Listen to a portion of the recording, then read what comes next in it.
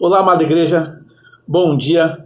Estamos dando continuidade à nossa escola bíblica dominical e hoje daremos continuidade à lição de domingo passado.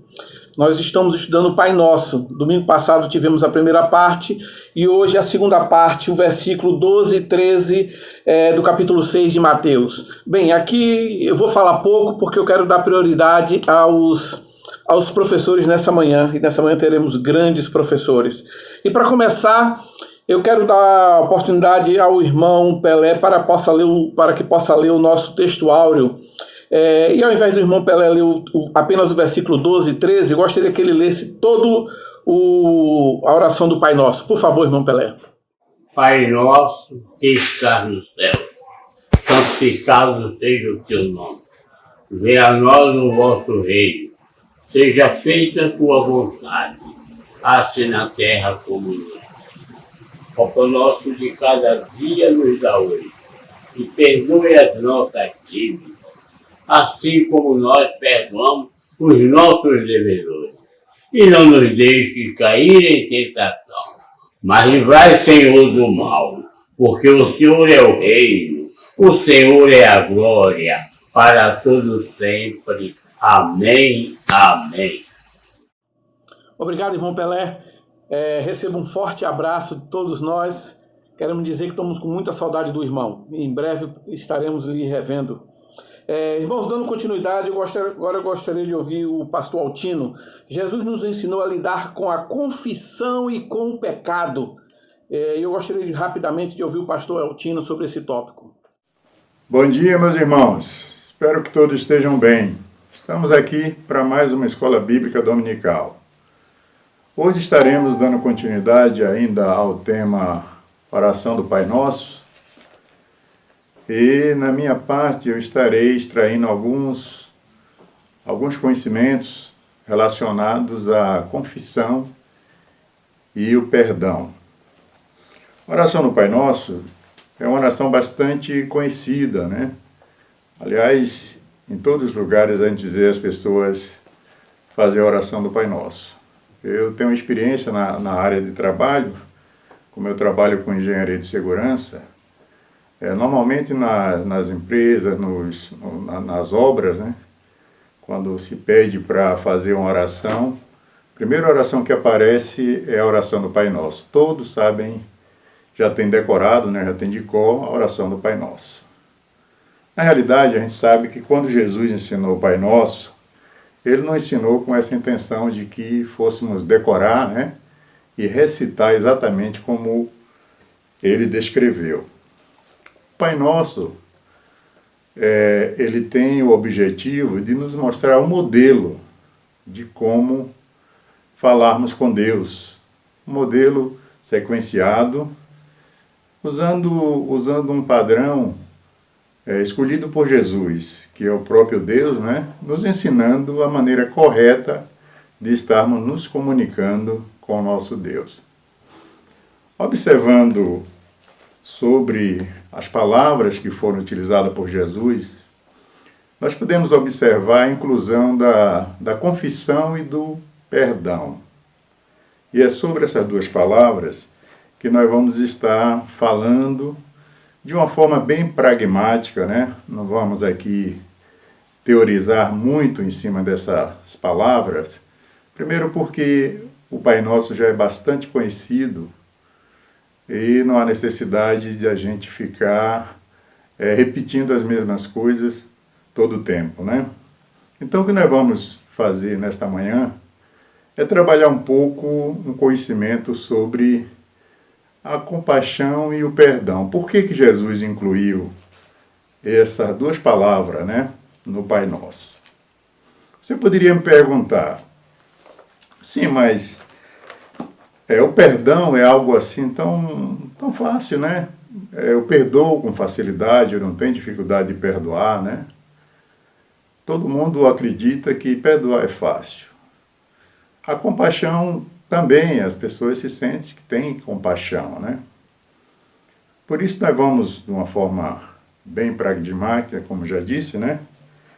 Explorar um pouquinho mais essa visão, essa ideia de perdão. Bem, para que a gente possa entender melhor, eu vou ler aqui em Mateus 18, de 21 a 27, onde diz o seguinte: Então Pedro, aproximando-se dele, disse: Senhor, até quantas vezes pecará meu irmão contra mim, e eu lhe perdoarei? Até 7? Isso é Pedro perguntando a Jesus quantas vezes ele poderia perdoar o irmão dele quando o irmão pecasse contra ele, né? Até quantas vezes? Isso porque, pela lei, se dizia que a tolerância de perdão era de 7 vezes. E Pedro queria tirar essa prova com Jesus. E Jesus, depois dessa palavra, Jesus disse, né? Não te digo que até 7, mas até 70 vezes 7. Já uma novidade para Pedro, né? Pedro já ficou um tanto apreensivo. 70 vezes 7. Um número espantoso. Mas, não sendo suficiente, Jesus propõe a Pedro contar uma parábola que pudesse ilustrar melhor aquela questão. E aí ele continuou aqui contando uma parábola que diz o seguinte: Por isso o reino dos céus pode comparar-se a um certo rei que quis fazer conta com os seus servos. E começando a fazer contas, foi-lhe apresentado a um que lhe devia 10.000 talentos. E não tendo ele com que pagar, o seu senhor mandou que ele e sua família, seus filhos, fossem vendidos com tudo o que tinha, para que a dívida se lhe pagasse. Então aquele servo, prostrando-se, o reverenciava, dizendo: Senhor, sede generoso para comigo, e tudo te pagarei. Então, o senhor daquele servo, movido de íntima compaixão, soltou e perdoou-lhe a dívida. Meus irmãos, agora a gente tem entendimento do que é o perdão. Só para fazer uma pequena analogia e esclarecer melhor essa questão, está se falando de 10.000 talentos. Eu tive fazendo uma pesquisa rápida, fazendo algumas contas, e cheguei à conclusão que 10.000 talentos equivale a 8 bilhões de dólares. Imagine, né? 8 bilhões de dólares. Na realidade, quando Jesus falou essa conta, ou quando ele deu esse exemplo, ele não quis falar num valor, um valor pagável, né? Ele quis falar num valor impagável. Ele quis falar em algo extremamente exagerado, impossível de alguém pagar. E depois ele demonstra, né, de acordo com o que fez o Senhor, que aquela dívida foi perdoada. Ou seja, é desse perdão que Jesus está falando. Jesus não está falando daquele perdão que a gente perdoa o vizinho que jogou lixo na nossa porta. Jesus não está falando daquela pessoa que pisou no nosso pé e pediu perdão e nós perdoamos. Mas ele está se referindo a algo bem maior. Jesus está falando do perdão de algo impagável. Conforme falei que ia ser pragmático, eu gostaria de contar uma experiência bem rapidinho, né? O nosso tempo é muito curto.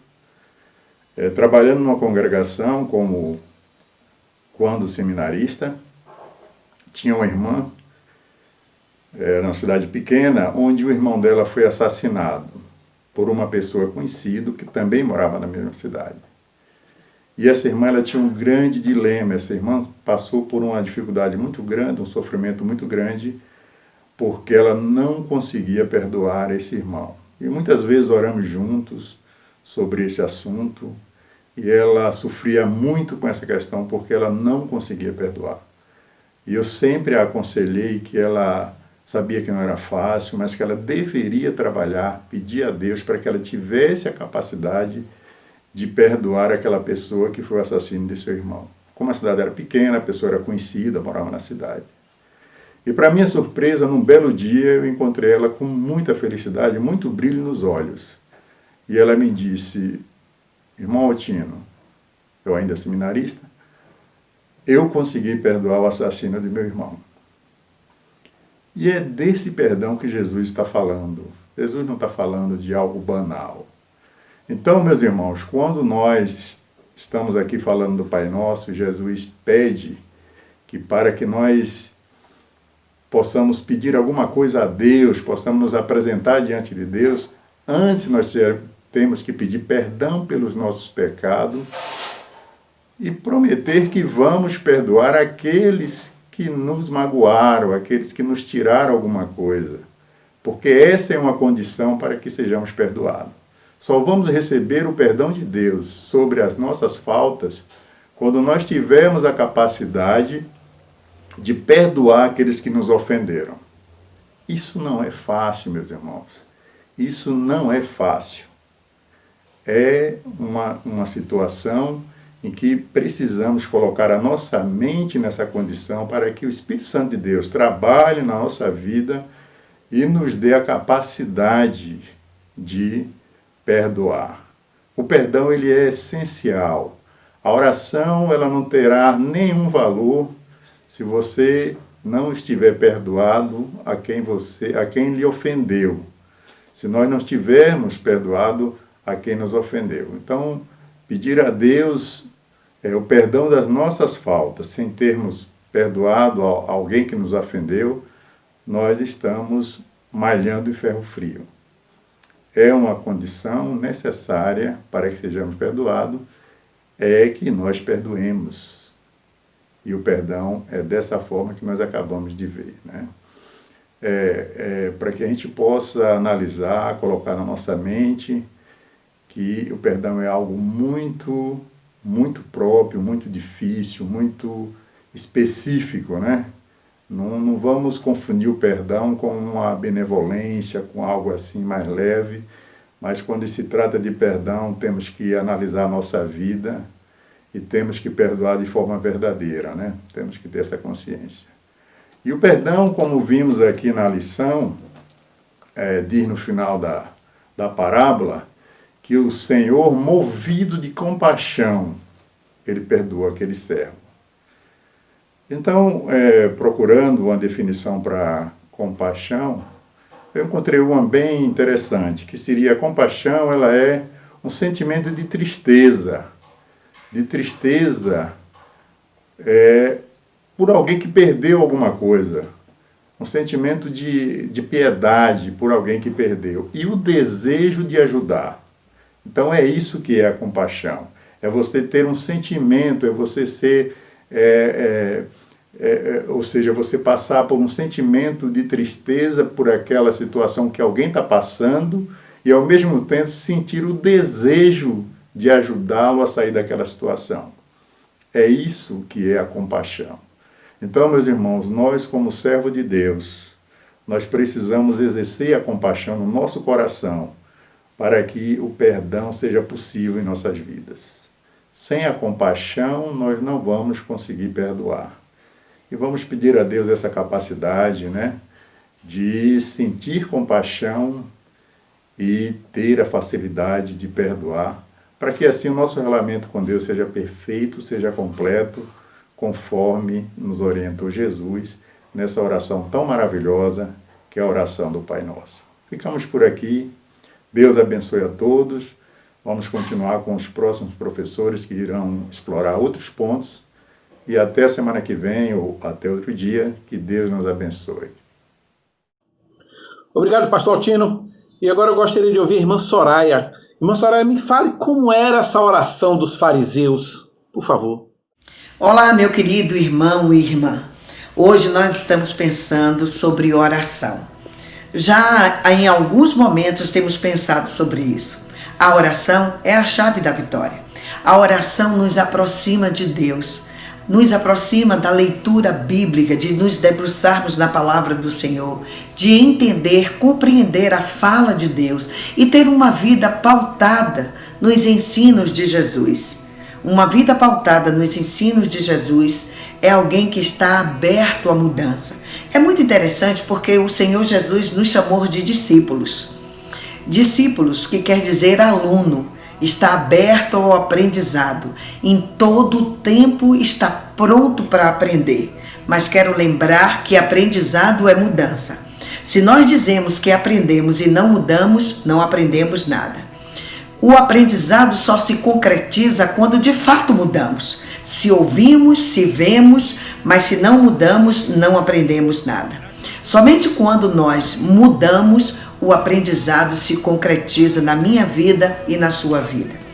Jesus, mestre por excelência, em todo o tempo estava nos ensinando. Ele nos ensinava em todo o tempo, de todas as maneiras. Quando olhava para as coisas mais insignificantes, estava ensinando-nos algo. Estava ensinando-nos quando comia, quando dormia em meio à tempestade, que Ele está no controle de tudo. Quando leva Pedro a andar pela fé sobre as águas, Ele estava ensinando-nos. Em todo o tempo Jesus ensinava. E mestre por excelência, uma das ferramentas pelas quais o Senhor Jesus nos utilizou para ensinamento nosso foi as parábolas. Nas parábolas, ele trazia a alusão de uma verdade que poderia promover um aprendizado ao coração de todos quanto o ouvia. E uma das parábolas que Jesus fez citação foi a parábola do fariseu e o publicano, quando os dois seguem para orar. O fariseu era aquele homem da lei, pronto, preparado. Era o homem típico, religioso, que jejuava 2 vezes por semana, que dava o dízimo de tudo, que fazia as suas orações na praça pública e estava sempre pronto a cumprir e a zelar a lei. O publicano era como um funcionário público, era aquele que era judeu, mas estava trabalhando dentro do cenário, servindo a Roma, cobrando o imposto das pessoas. Roma exigia um valor e eles então tinham por direito cobrar quanto assim queria. E eram conhecidos como ladrões, como alguém que estava à margem da sociedade e à margem de Deus. Porém, todos dois chegaram à presença do Senhor, sendo que o religioso fariseu demonstra e mostra a Deus quem ele era, aprovado, pronto, preparado. E o publicano olha para si próprio e nem ao menos levanta o seu rosto para clamar a Deus e fala com Deus que é um pecador e que não havia nele nada de bom ou direito de algo ou de alguma coisa. Assim, muitas vezes, nós nos achamos como um religioso. Achamos que estamos prontos, preparados, porque somos dizimistas, porque estamos na igreja, porque nascemos de um lar evangélico. Mas Deus conhece os nossos corações. Recentemente, eu participei de uma live. E naquela live, teve um momento que uma pessoa começou a orar pelos presos, pelos encarcerados, pelas pessoas que estão acometidas pelos mais diversos vícios. E no momento da fala daquela pessoa, ela então suplica a Deus: Senhor, nós precisamos no nosso país de leis mais poderosas. Precisamos que seja de fato cumprida essas leis, que essas pessoas que estão na cadeia possa cumprir muito mais daquilo que praticou. Ah, Senhor, essas pessoas precisam ser sancionadas por leis mais pesadas, aonde tire todo o seu direito de vida, de recomeçar e que fique enclausurada pelo resto das suas vidas no cárcere atrás das grades. Senhor, livra-nos dessas pessoas. Livra-nos dos mendigos, daqueles que estão na situação de rua, porque nós somos de fato seus filhos. No momento que eu ouvi essa fala, eu comecei a pensar na minha vida pregressa, que era como um publicano, que era como alguém que não tinha direito, mas um dia o Senhor me convidou para sentar à mesa do rei e mudou a história da minha vida. Meu querido irmão e irmã, nós precisamos pensar sobre a nossa vida e de que forma nós queremos ser conhecido durante a história da nossa vida, como aquele que era justo e que vivia a sua própria justiça e que orava para si, porque era exemplo em tudo e em todos os momentos, ou aquele que mesmo com todas as suas dificuldades, olha para Deus e diz: tenha misericórdia de mim, Senhor, porque sou um pecador e preciso da tua graça e da sua compaixão. Meus queridos irmãos, como nós precisamos rever o nosso conceito sobre vida com Deus, como nós precisamos pensar quem de fato somos, o publicano ou o fariseu. Como nós precisamos pensar que a nossa vida diante de Deus não pode ser uma vida onde eu e você nos justificamos e fazemos a nossa oração de louvor a nós mesmos, mas que as nossas orações seja pautada na renúncia, na busca constante, em um olhar interior, aonde nós podemos mudar a cada dia quando estamos aos pés da cruz, aos pés do Senhor Jesus. Seja publicano ou fariseu, hoje o Senhor nos convida para voltarmos e recomeçarmos a nossa história de vida. E recomeçarmos dizendo: Pai, perdoa-me, me perdoe, mude a minha vida, mude a minha história. Não deixa-me viver como alguém que está perto, mas distante de Ti. Não deixa-me viver como alguém que não o conhece. Não deixa-me viver com a minha justiça própria. Mas, Senhor, faz com que a minha vida seja para a glória e para louvor do Teu nome, porque sou um humilde pecador, rendido aos Teus pés. Muda a nossa história, Pai, em nome de Jesus. Obrigado, irmã Soraya.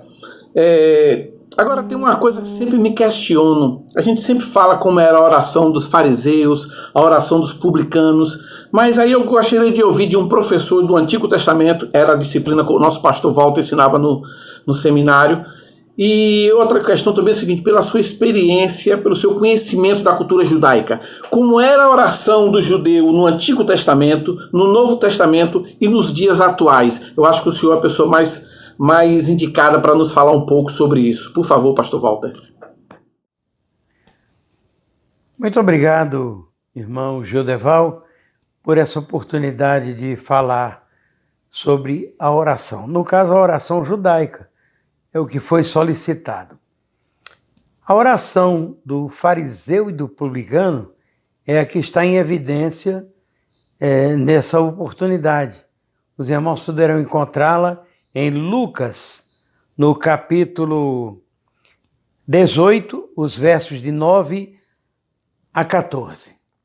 Eu não vou fazer a leitura por uma questão de economia de tempo. Nosso tempo é um tanto limitado. Mas permitam-me, irmãos, já que vamos falar dos fariseus, que lembre aos irmãos que vários grupos políticos e religiosos existiam na Palestina, em Israel, no passado.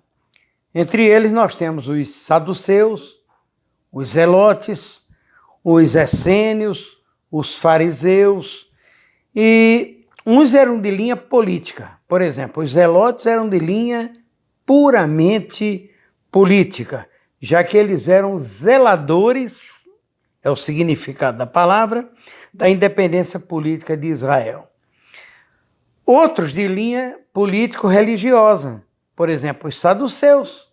Os saduceus eram claramente a favor da invasão romana, eram aliados até. Os essênios também tinham uma postura religiosa muito forte, mas ao mesmo tempo uma postura política, porque eles eram contra a presença e a influência de Roma na terra de Israel. Os fariseus eram de linha religiosa e eles eram amantes incondicionais da palavra de Deus. Lembremos isso.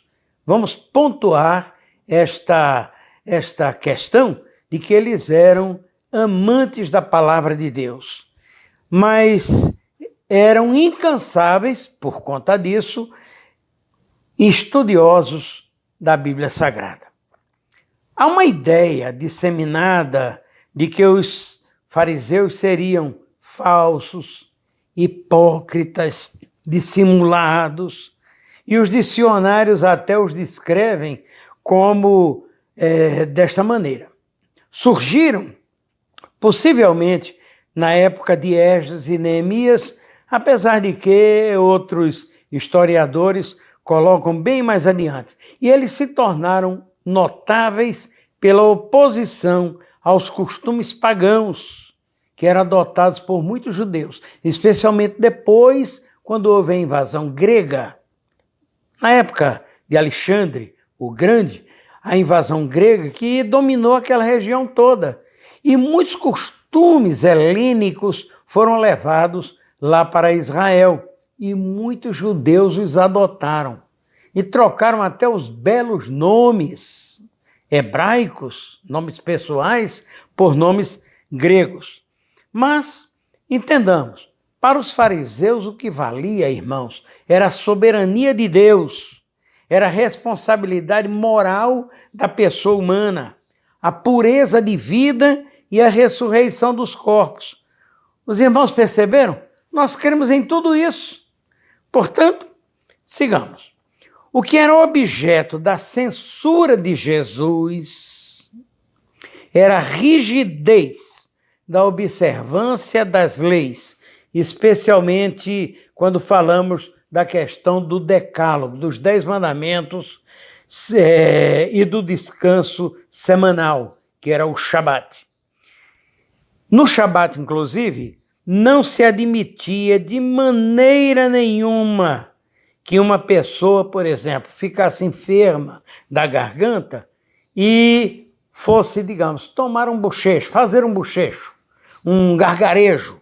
E não podia, era preferível fazer, vamos dizer, engolir o remédio a fazer o bochecho com o remédio, o gargarejo com o remédio, porque isso representaria trabalho. Querem outro absurdo da parte dos fariseus? Ir ao sanitário no dia do sábado, no início do Shabat, na sexta-feira, até o final no sábado, a pessoa tinha que se reservar e não ir ao sanitário. Só depois do sábado à noite, quando se encerrava o descanso semanal. Por isso, encontramos um exemplo da censura de Jesus em Mateus 23, 1, 2 e de 5 a 7. E há, no entanto, grandes figuras no Novo Testamento que eram pessoas ligadas aos fariseus. Deixa eu lembrar Nicodemos. Nicodemos, inclusive, defendeu Jesus diante do Sinédrio. O Sinédrio era uma mistura de Senado com o Supremo Tribunal Federal, entendem? Então, juntando os dois, era o Sinédrio, porque eles não somente regulavam leis, mas aplicavam as leis também religiosas, é claro. Então, essa mistura do Senado Federal com o STF dava o chamado Sanhedrin, ou Sinédrio. Em João 7, de 47 em diante, os irmãos encontram essa pontuação sobre o Sinédrio. Provavelmente Nicodemos se tornou, depois daquela conversa com Jesus, em João 3, 19 em diante, ele se tornou um seguidor, um discípulo de Jesus Cristo. Querem outro? José de Arimateia. Ele era também membro do Sinédrio, ele era rico e ele cedeu a sepultura para que Jesus fosse sepultado logo após a sua crucificação. Querem outro? Gamaliel. Gamaliel, o rabino, ele era o professor de Paulo, ainda Saulo, assim chamado, e ele pertencia também ao Sinédrio de Israel, como Nicodemos e como José de Arimateia. Esse nunca se converteu, mas ele teve uma postura de compreensão ao defender a pregação dos apóstolos diante do Sinédrio. Mas foi-me solicitado falar sobre a oração judaica. Então, como é essa oração judaica? Era e é. Chama-se tefilá. Essa é a palavra, linda palavra hebraica para dizer oração. Aprendam. Tefilá.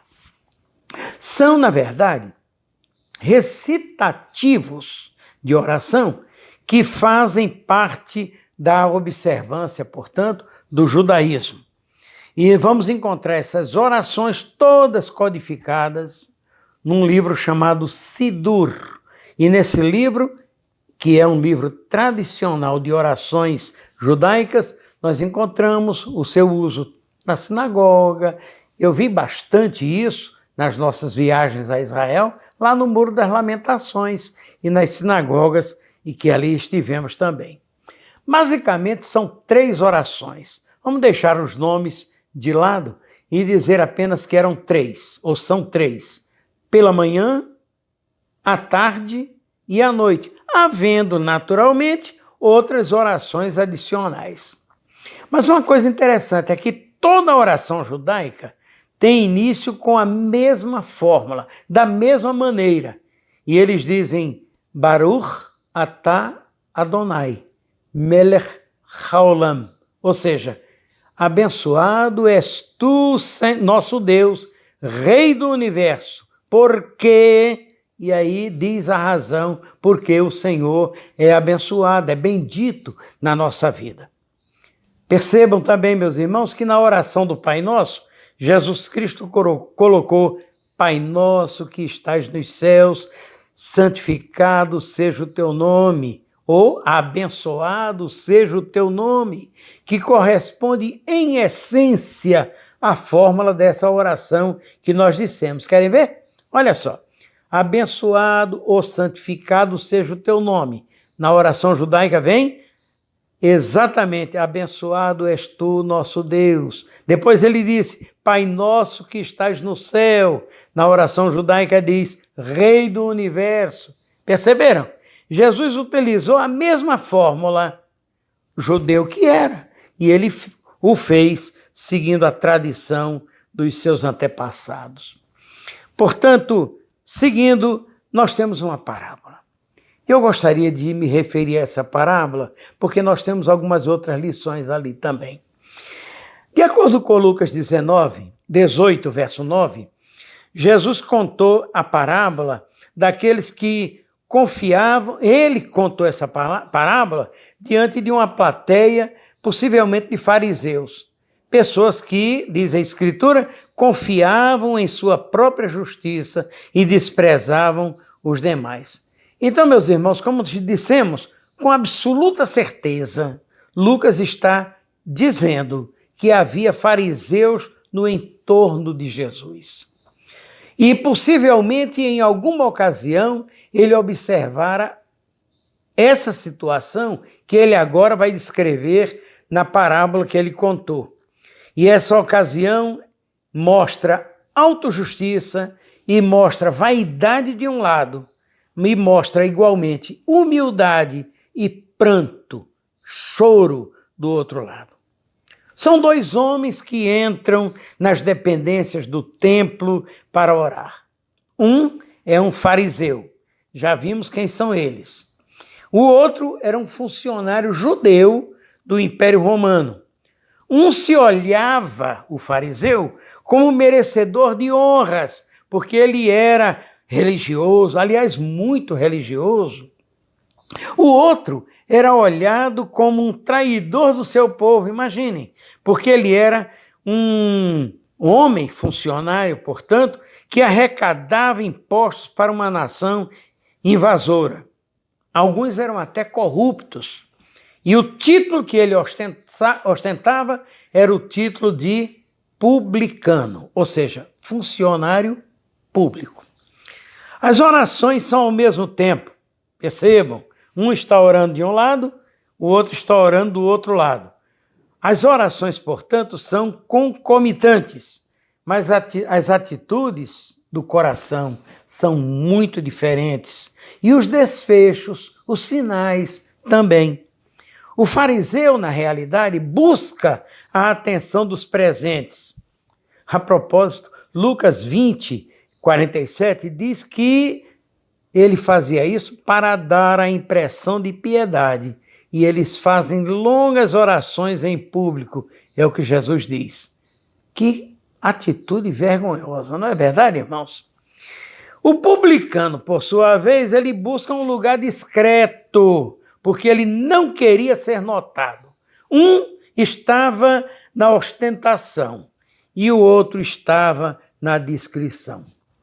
O fariseu ora não para Deus. Ele não toma como padrão os heróis da fé do seu povo. Ele nem olhou para Elias, ele nem olhou para Davi, ele não olhou para os profetas, não tomou esses homens como padrões de vida, mas ele se compara com outras pessoas, colocando-se acima de todas elas. Sabe como ele diz? Eu te agradeço, Deus, porque não sou como as demais pessoas, desonestas, pecadoras, adúlteras, e com certeza não sou como aquele cobrador de impostos, e aponta para o homem ali. Eu jejuo 2 vezes por semana e eu dou o dízimo de tudo que eu ganho. Notaram? Quanto orgulho, quanta ostentação da parte daquele fariseu. E ele repete a fórmula e completa dessa maneira. Ele disse, aquele Baruch atah Adonai melech haolam, que, porque, e aí ele agradece a Deus, porque ele não era desonesto, dizia ele, não sou como essas outras pessoas. Deixa eu acrescentar uma coisa importante, irmãos. É que na oração da manhã, ainda hoje, entre os judeus, está lá no Sidur. O agradecimento é expresso assim: bendito és tu, Adonai, nosso Deus, Rei do universo, que não me fez gentio. Guardem isso. Repete a fórmula completa e depois diz, não me fez escravo. Repete toda a fórmula e depois diz, não me fez mulher. Sabe onde eu li isso? No manual de oração, manual de bênçãos da editora Chabad, 6ª edição, ano de 1998. O fariseu ainda acrescentou, olha só, além de tudo isso, ele diz, não sou como as demais pessoas, desonestas, pecadoras, adúlteras, então colocou o gentil ali. E com certeza não sou como aquele cobrador de impostos. O publicano só queria o perdão de Deus, irmãos. Só isso. E ele se reconheceu como pecador. Olha a oração dele, foi só isso. Deus, tem misericórdia de mim, pois eu sou pecador. Lucas 18, 13. O que tem a sua oração de simples, tem de profunda. São, aliás, os mesmos termos de Davi no Salmo 51, 1 e 2.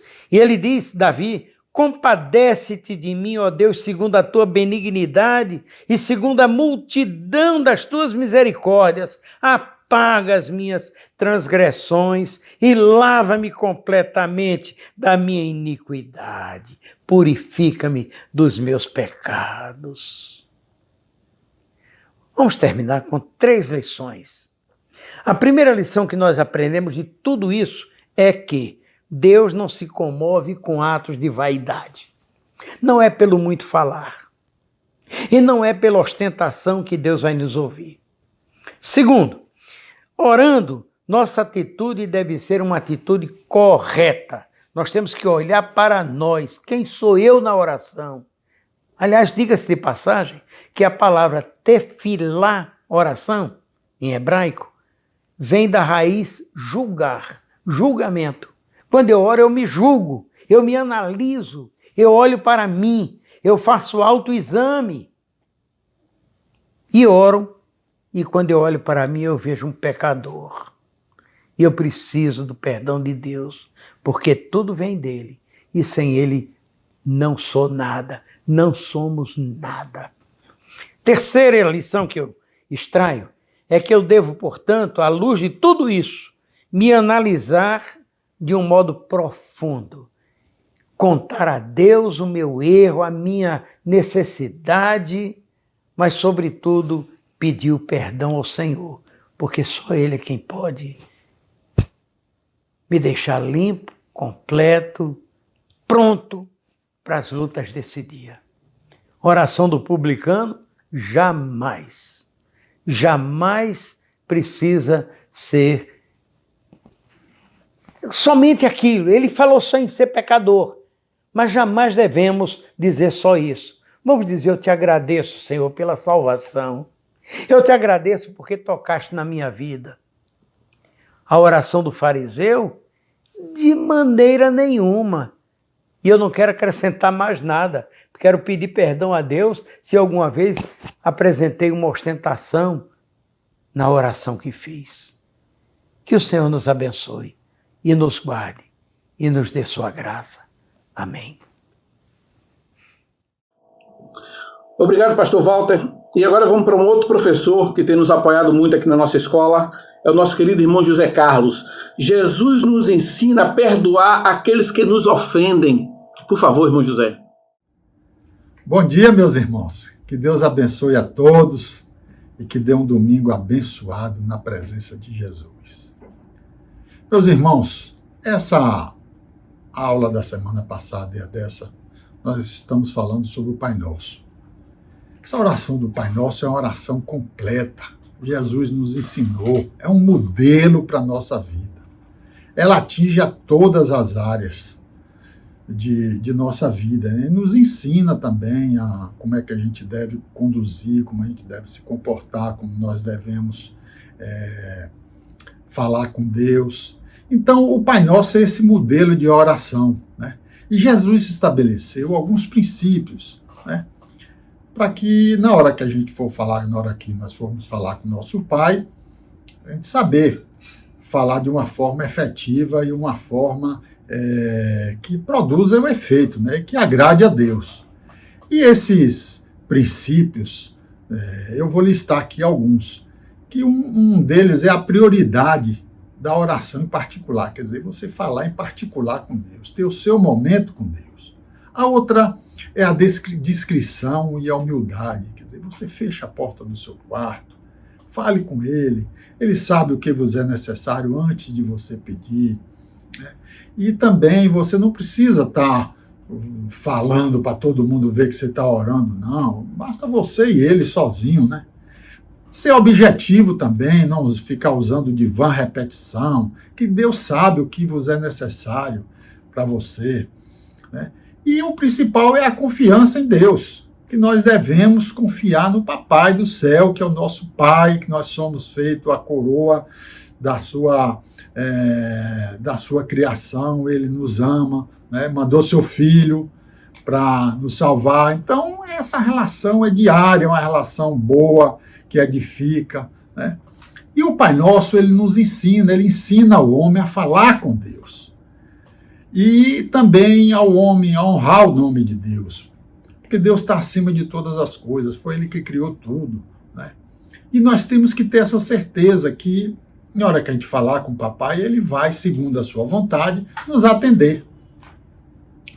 Outra coisa importante também que o Pai Nosso nos ensina é que nós devemos procurar fazer a vontade de Deus, que é o melhor caminho. Você vê que lá no céu é tudo perfeito. Por quê? Porque lá é feita a vontade de Deus. Aqui também na terra, vamos procurar fazer a vontade de Deus, a viver o dia de hoje, né? Não ficar ansioso por nada nessa vida, né? E o pão nosso de cada dia ele nos manda hoje, como mandou lá no deserto, mandava diariamente, né? Ele nos ensina também a perdoar os nossos, a quem nos tem ofendido, que é o tema da nossa reflexão de hoje, né? E a lidar com a tentação e com o maligno, que nós devemos nos afastar do mal, né? O texto áureo da nossa lição de hoje, ele diz assim, está lá em Mateus 6, 12 e 13. Perdoa as nossas ofensas, como também nós perdoamos as pessoas que nos ofendem.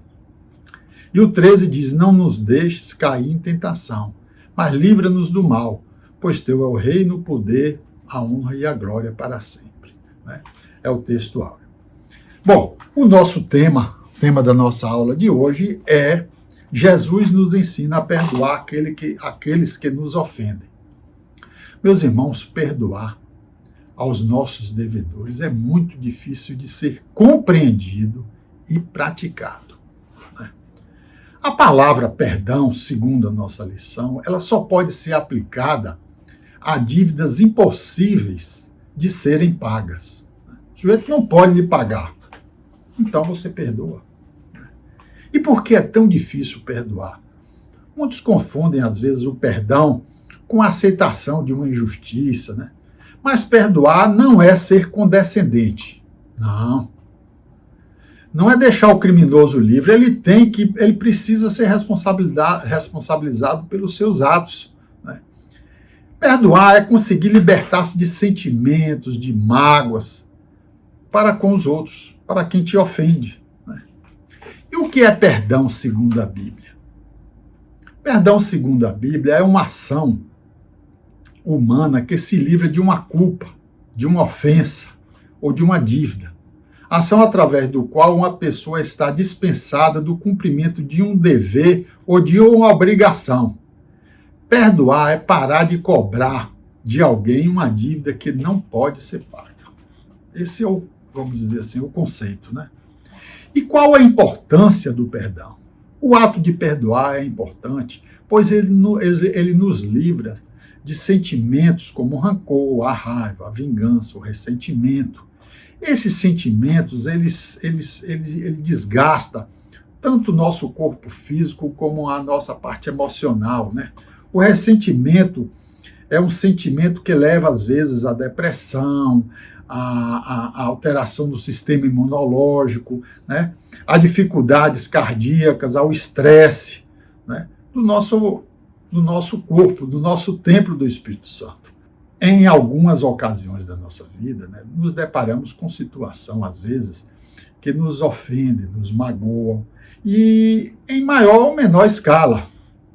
Portanto, essa capacidade de perdoar é sempre necessária. Se você quer ter uma vida de qualidade, você procure perdoar. Quando liberamos e recebemos o perdão, um enorme peso é tirado de nós. Nós somos realmente libertos.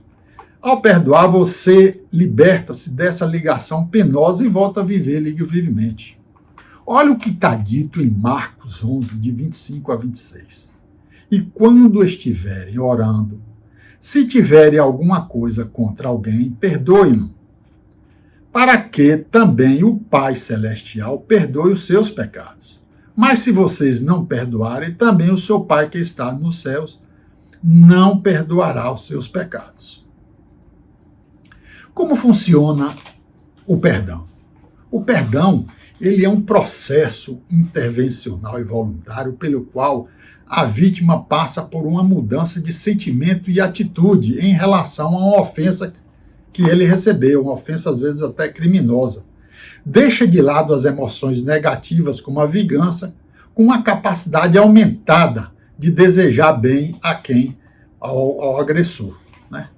E quantas vezes devemos perdoar? Essa pergunta foi feita a Jesus, né? Então Pedro aproximou-se de Jesus e perguntou: Senhor, até quantas vezes, se meu irmão pecar contra mim, eu devo perdoar? foi o que Jesus disse para ele. Está lá em Mateus 18, 21 e 22. Ele disse assim, até 7 vezes. Jesus respondeu, não te digo até 7 vezes, mas até 70 vezes 7. Ou seja, pode perdoar à vontade que você vai ser beneficiado com isso.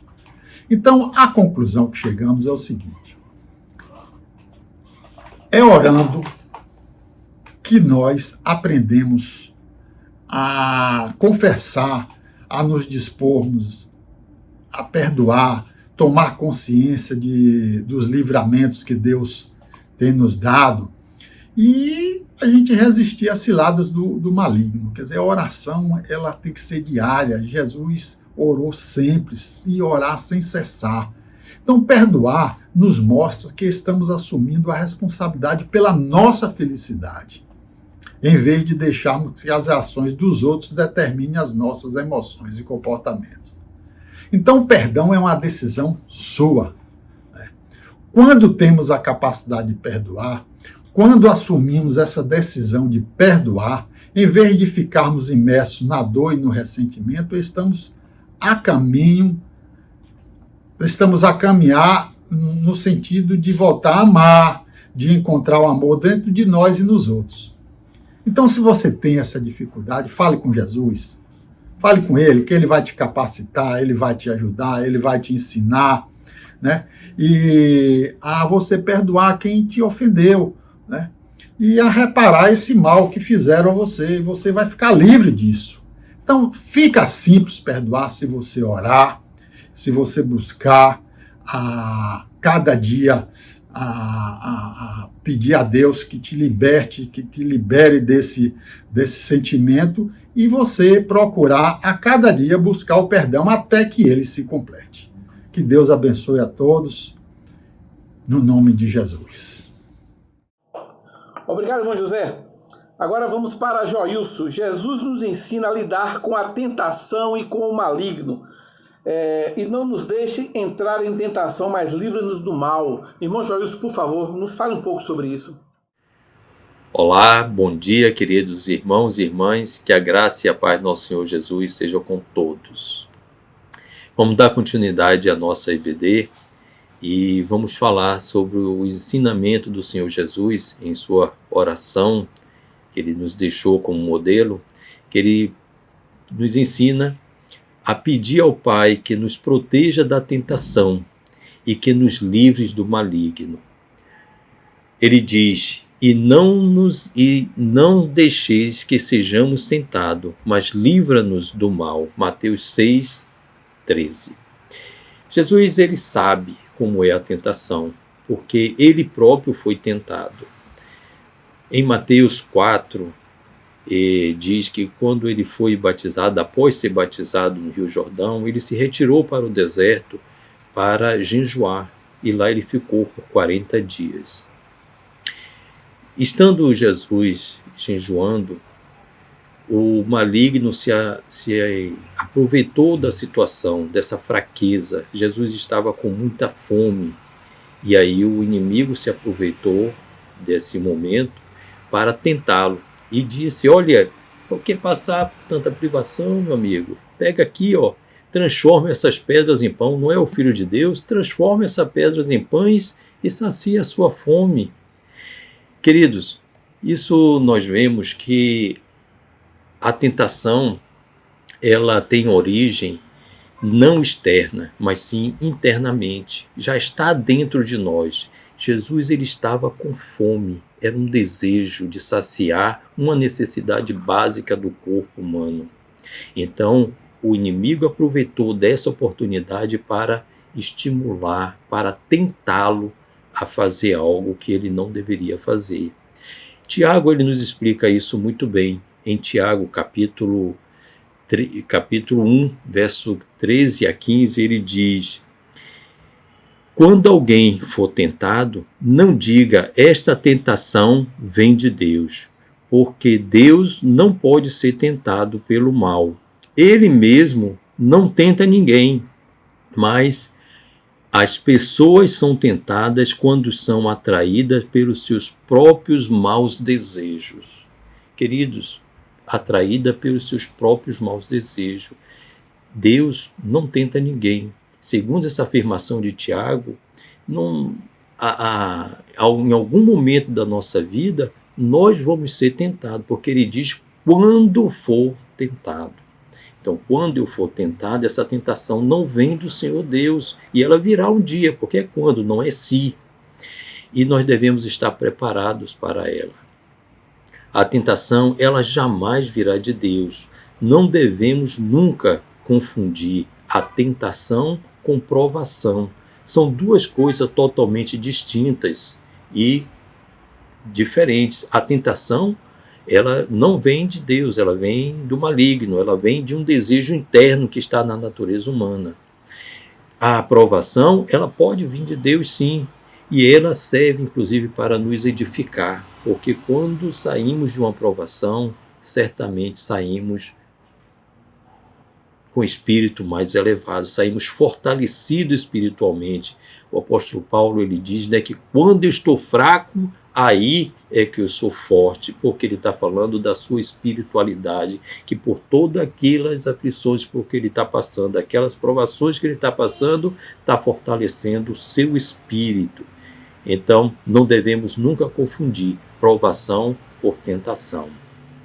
A raiz da tentação, ela está na cobiça. Isso nós podemos ver que Deus, lá no deserto, quando o pessoal saiu do Egito, estava no deserto, lá em Êxodo 20, 17, ele coloca uma mensagem a esse respeito nas tábuas da lei. Lembram? 10º mandamento: não cobiçarás. Porque é muito fácil a gente ver as coisas e querer. Então ele disse, deixou escrito, não cobiçarás. Então, nós estamos vendo que a tentação não vem de Deus. Ela faz parte da natureza humana, como bem diz o apóstolo Paulo. Ele lá escrevendo aos irmãos em Romanos, capítulo 7, do verso 15 a 25, ele começa a descrever, e ele diz que o mal que ele não quer fazer, ele faz. Mas o bem que ele quer fazer, esse ele não faz. Ele está descrevendo, nos dizendo que é muito fácil fazer aquilo que já faz parte da natureza humana. Mas o bem, que é algo espiritual, aquilo que o Senhor Jesus veio nos ensinar a fazer, esse é mais difícil de fazer do que ceder às tentações da carne. E, embora o diabo ele também seja chamado de tentador, como está escrito em Mateus 4, ele não oferece as coisas para ninguém. Ele só estimula, ele buzina no ouvido, ele dá aquele estímulo, ele vai buzinando no ouvido, instigando aquele desejo que está lá, aquele desejo secreto que está no nosso coração. A cobiça, ela é também conhecida como concupiscência. E esta sim, acredito, ser a raiz de todo o mal. Quando os nossos pais primitivos estavam lá no Jardim do Éden, eles certamente já haviam cobiçado, já haviam desejado aquele fruto. O aroma, a forma, e eles certamente já haviam desejado comer daquele fruto. O que a serpente fez, sendo usada pelo maligno, foi estimular aquele desejo. Olha, a serpente ela não tirou o fruto e entregou em sua mão. Tome aqui, coma. Não, ela estimulou. Olha, por que você não pode comer? Não faz mal nenhum, não. Você vai se elevar, você vai ficar muito inteligente e aí você vai ser igual a Deus, fazendo com que aquele desejo interno fosse crescendo. E aí eles comeram e aí morreram espiritualmente. O seu espírito caiu e eles acabaram cometendo o pecado da desobediência e saindo do Jardim do Éden, como todos nós sabemos. Por isso é que Jesus nos estimula a pedir ao Pai para não deixarmos cair em tentação e também a nos livrar do maligno, porque Ele sabe que o maligno usa as nossas fraquezas para poder fazermos pecar. Ele procura qualquer brecha, qualquer falha na nossa defesa para atiçar a cobiça remanescente lá no fundo do coração, e isso nos leva à morte eterna. Como bem diz Paulo em Romanos 7 ainda, lá já no verso 24 ele diz, ele reconhecendo essa fraqueza da natureza humana, ele diz: miserável homem que sou, quem me livrará dessa morte? Ele está falando da morte espiritual, ele está falando de uma morte que não tem mais jeito. A morte carnal, todos nós passaremos, mas a morte espiritual é para a eternidade, é queimar no fogo eterno. E aí, o que é que nós fazemos? O que nós fazemos para nos livrar da tentação? Jesus Cristo nos ensina, vamos pedir ao Pai para nos livrar dessa tentação, para que a gente fortaleça o nosso espírito, vamos nos alimentar da palavra de Deus. Paulo também, escrevendo aos Gálatas, ele fala dos frutos da carne. Frutos da carne. Ele diz: as coisas que a natureza humana produz são bem conhecidas. Elas são a imoralidade sexual, a impurezas, as ações indecentes, as adorações a ídolos, as feitiçarias, as imundícies, as brigas, as ciumeiras, os excessos de raiva, ambição egoísta, a desunião, as divisões, as invejas, as bebedeiras, as farras, as outras coisas parecidas como essas. Repito o que já disse: os que fazem essas coisas não receberão o reino de Deus. Paulo está dizendo, aqui, quando ele fala que o mal que ele não quer fazer, ele faz, é porque é muito mais fácil a gente cometer essas coisas, é muito mais fácil ceder à natureza humana que já vem com tudo isso, do que fazer o que é bem. Mas aí nós devemos nos alimentar do que vem em seguida, os frutos do Espírito. E ele coloca dizendo que os frutos do Espírito, mas o Espírito de Deus produz o amor, a alegria, a paz, a paciência, a delicadeza, a bondade, a fidelidade, a humildade, o domínio próprio, e contra essas coisas não existe lei. Então, para nos livrarmos da tentação, devemos nos alimentar dos frutos do Espírito e não dos frutos da carne. Aí o nosso exercício diário é nos alimentarmos do fruto do Espírito, usando a palavra de Deus. E eu destaco nesses frutos do Espírito o domínio próprio. Com o domínio próprio, você não ouvirá o que vem do maligno. A serpente está buzinando aqui no seu ouvido, você usa o domínio próprio contra ela, como escudo, porque se você domina o seu próprio, você tem domínio próprio, você não vai ser, como dizia meu pai, uma Maria vai com as outras, atendendo a todo tipo de interesses outros, né? Vai deixar de ouvir o que os outros dizem, de experimentar. Experimenta aqui, ó, isso é bom. Não, você tem domínio próprio, você resiste. Não, meu amigo, é bom para você, para mim não. Assim como fez o nosso Senhor Jesus. Começamos com ele, né? Vamos terminar lá no deserto também, quando o inimigo foi lá e falou para ele: transforma essas pedras em pães. Ele disse, usou a palavra de Deus, ele usou a palavra como escudo, ele disse, nem só do pão viverá o homem, mas de toda a palavra vinda do Senhor. É isso, meus queridos. Espero ter ajudado os irmãos em algo nessa manhã. Que Deus nos abençoe, em nome de Jesus. Obrigado, irmão Joilson. Agora eu gostaria de finalizar ouvindo uma outra professora. Jesus nos ensina a orar pedindo que Deus nos livre do mal. Esse era o ensinamento de Jesus. Irmã Ilma, nos fale um pouquinho sobre esse tópico, sobre isso. Bom dia, meus irmãos. Deus abençoe a todos vocês. Com muita alegria que mais uma vez venho participar aqui da nossa EBD.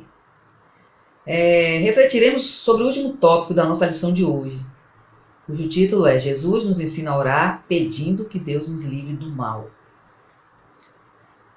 A expressão, né, essa expressão do mal, ela está relacionada com o que vem antes, né, o que foi escrito antes. Não nos deixes cair em tentação, mas livra-nos do mal. Né? De acordo com Russell Champlin, no grego, né, no original grego, essa expressão pode ser masculino ou neutro. Né?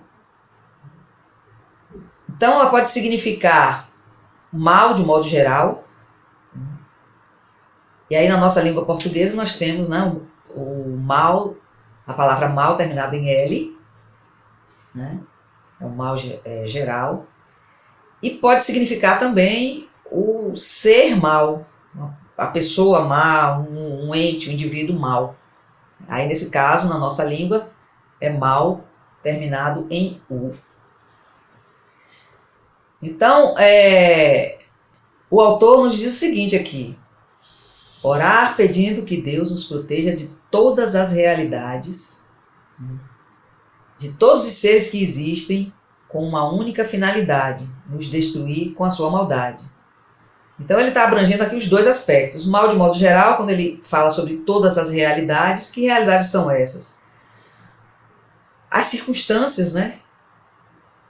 Os sofrimentos, as tentações também, todo tipo de tentação. Então tudo isso pode estar incluído aí nessas realidades, né? Que podem ocorrer nas nossas vidas. E quanto ao ser mal, o ente mal, a pessoa má, nós temos a expressão máxima da maldade, né? A personificação da maldade, que é Satanás, né? Satanás. E a palavra de Deus ele traz vários nomes para esse ser, né? Nós temos aqui, o autor cita, entre outros, maligno, Satanás, pai da mentira, Belzebu, tentador, príncipe deste mundo, tem também príncipe das trevas, diabo. Cada palavra dessa, cada nome desse, na realidade, né, pelo menos a maioria deles, é um atributo, ou seja, é um adjetivo, uma característica desse ser, né, das ações malignas desse ser. Então, por exemplo, o Satanás significa adversário. Ele é nosso adversário. Né? O diabo significa o quê? Acusador. Então, ele nos acusa dia e noite, como diz a palavra de Deus. Né?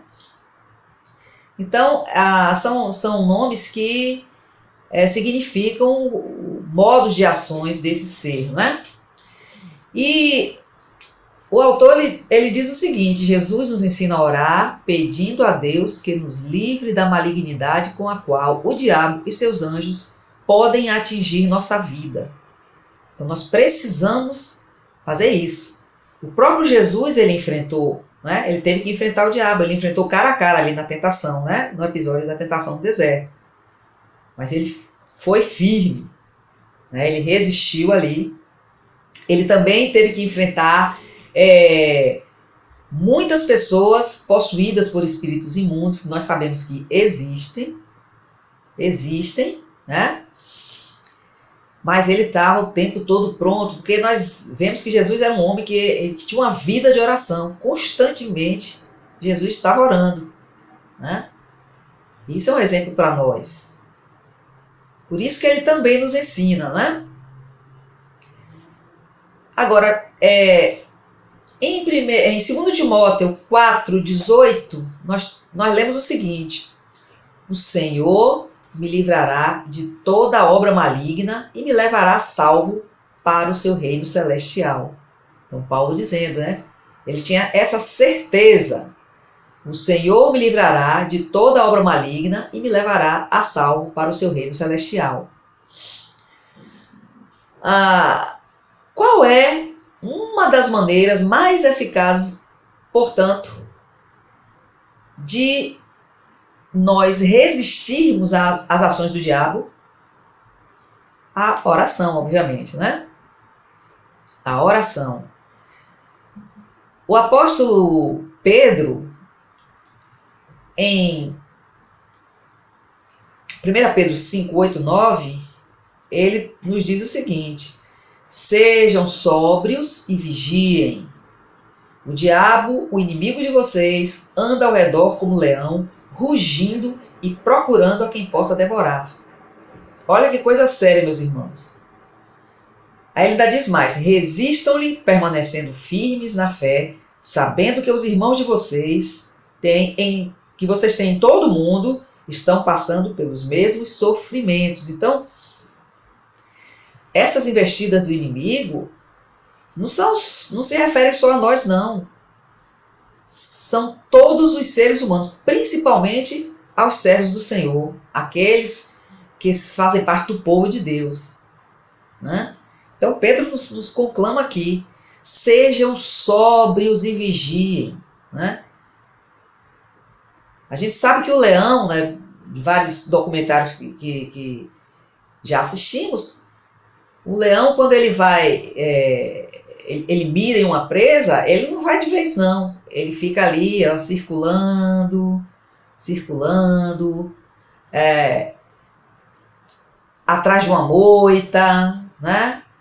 Ali, bem imperceptível, procurando o momento certinho de atacar, né? Por isso que nós precisamos o quê? Vigiar. E ser sóbrio. O que significa isso? Não ficarmos nos distraindo com as coisas. Devemos ter o foco, né, a atenção às realidades espirituais.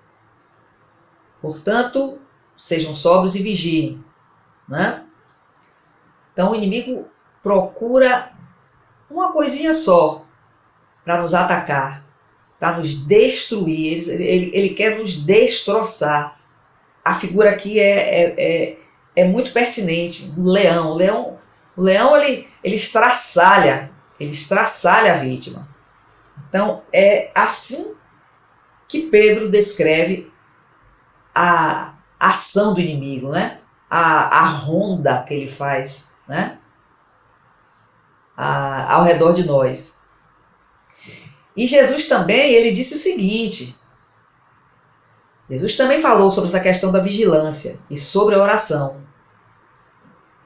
Então ele, em Mateus 26, 41, né, nós temos aquele texto em que ele foi orar, né, ali no Getsêmani, poucos instantes antes de ser preso, né? Ele estava em angústia e foi orar e deixou os discípulos ali e pediu para os discípulos orarem também.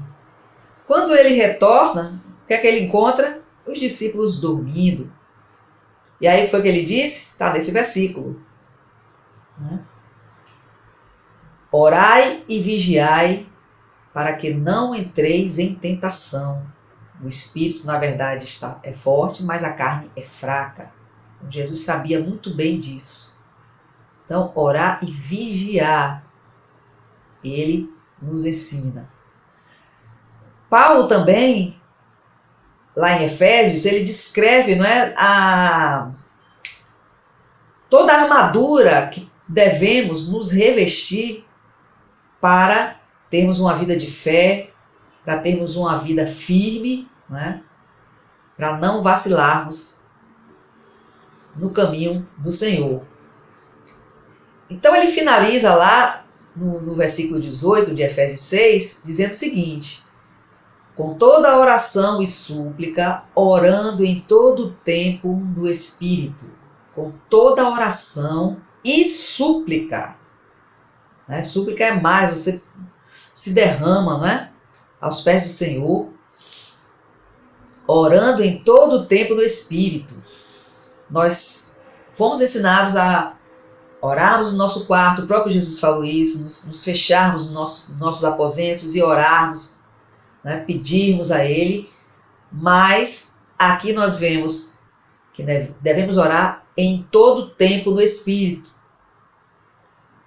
Ou seja, mesmo que não estejamos naquele momento a sós no nosso quarto, nós podemos estar com a mente voltada para o Senhor em oração o tempo todo. Né? Então, pessoal, é isso que nós devemos fazer. Nós devemos pedir a Deus livramento. Só Ele pode nos livrar, porque o inimigo, é muito mais poderoso do que nós. Não devemos brincar, devemos ser sóbrios, né? E pedir mesmo ao Senhor que Ele nos livre de todo mal, nos livre também do homem mau, do homem perverso, aqueles que tramam coisas ruins, né? Nós devemos também pedir a Deus livramento. Portanto, vamos seguir as orientações do Senhor, as orientações da Palavra de Deus e aprendermos com a oração do Pai Nosso. Que Deus abençoe a cada um de vocês. Obrigado, professora Ilma. E agora nós vamos ouvir um solo, o Pai Nosso. E essa versão do Pai Nosso foi criada pelo Osés de Paula, todos conhecem, e é uma versão muito bonita para a oração do Pai Nosso. Vamos, obviamente, cantada por ele, é muito mais bonita, né? Mas vamos ouvir o Pai Nosso agora.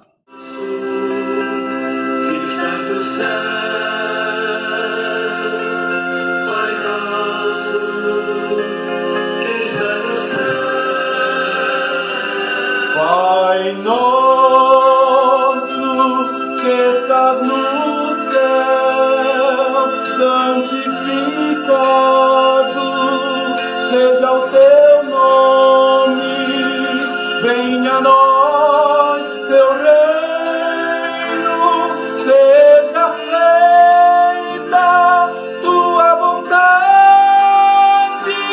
na terra e céu.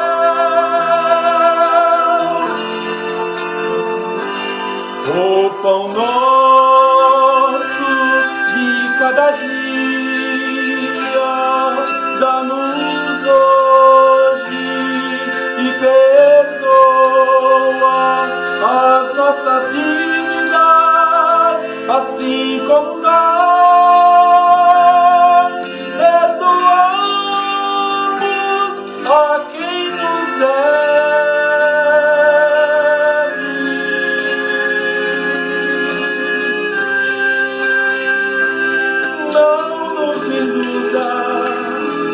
A tentação,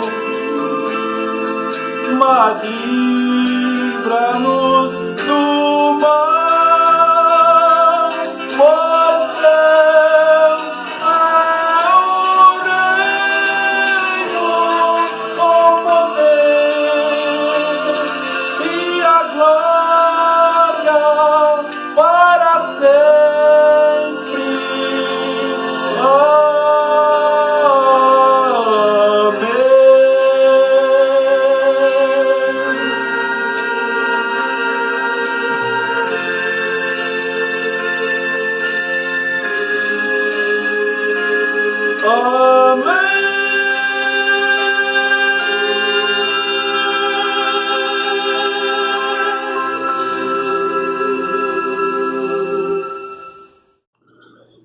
Meus irmãos, para finalizar, eu gostaria aqui de publicamente pedir desculpa a alguns irmãos que não gostaram em relação ao domingo passado. A intenção em momento algum foi polêmica, foi levantar polêmica. Inclusive foi um pedido meu a irmã Lisandra que cantasse a música, que criou toda aquela polêmica. Em momento algum tinha alguma intenção de saudação, até porque eu estou dentro da Igreja Batista desde que Martinho Lutero lançou as suas teses. Eu estou dentro da Igreja Batista desde que a Igreja Batista foi fundada, desde Martinho Lutero que eu estou dentro da Igreja Batista. Então não tinha motivo algum, não houve nenhuma saudação. A intenção ali foi meramente de estudo, análise e informação. Peço desculpa aos irmãos, e a irmã Lisandra, inclusive, foi um pedido meu que ela cantasse para poder dar mais informação. Eu peço aqui desculpas aos irmãos, e o nosso trabalho na EBD continua, e quero contar com o apoio de todos os irmãos. Eu queria, inclusive, deixar aqui o meu telefone vai estar colocado aqui embaixo, tanto o meu telefone quanto o e-mail, para qualquer sugestão dos irmãos, crítica, o que os irmãos, inclusive até alguma pergunta, caso o irmão queira fazer alguma pergunta a algum dos professores, por favor, está aqui embaixo o meu telefone, o WhatsApp, o meu e-mail, e o irmão pode passar a sua crítica, a sua pergunta, a sua colaboração, como alguns têm feito. Vários irmãos têm dado sugestão, inclusive a EBD dos Jovens, por exemplo, foi sugestão dos irmãos. Então fica aqui o canal aberto a quem quiser entrar em contato conosco, pode entrar a partir dessas informações que estão aparecendo aqui no rodapé. Do mais, um grande abraço e até o próximo domingo. Até a próxima.